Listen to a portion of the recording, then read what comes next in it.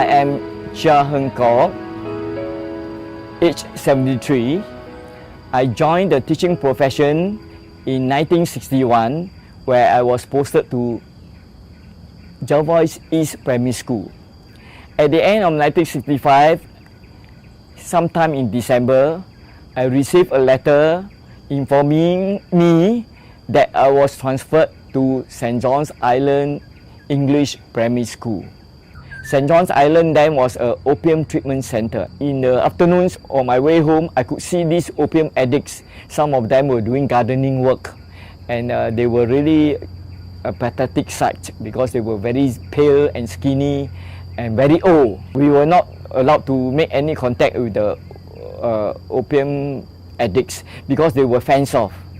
The opium treatment center was fenced off from the rest of the island. So we could see them from a distance, but we cannot talk to them. The island actually was a very small island. You were able to walk around the island during low tide within 1 hour. From starting point to end point, it would take 1 hour, but you have to do it at low tide. At high tide, you cannot do it because there were rocks. And it was quite an experience. During the walk, you could find a lot of crabs, and then of course you can see the ships passing by at a distance. And whenever an ocean liner passed by, there would be wave rushing through to the island. So we have to quickly run back to the shore because of the wave caused by this big ocean liner passing by. We had fresh water in St. John's Island. How did we get fresh water?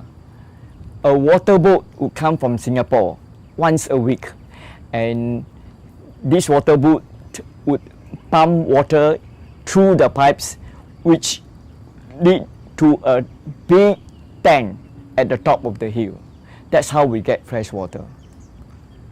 Another incident that I remember quite well was one of the workers, I think it was a gardener, who stepped on a stonefish, and he was suffering in agony, and we tried to help him. There was no doctors in the island. There was a clinic, but there was only a male nurse.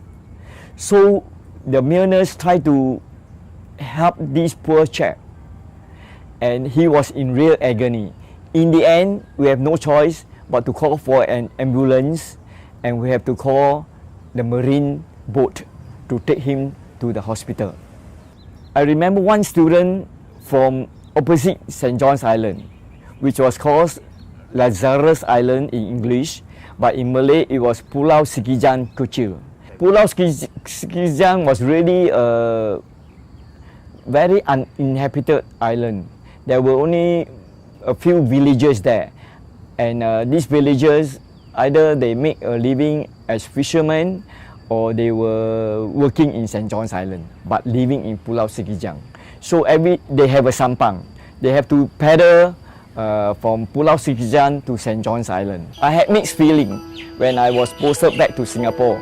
I miss the friendliness, the respect of the islanders, and I also enjoy the fresh air and the pristine area, and the place was quite laid back, and the place was full of innocence, and I enjoyed that.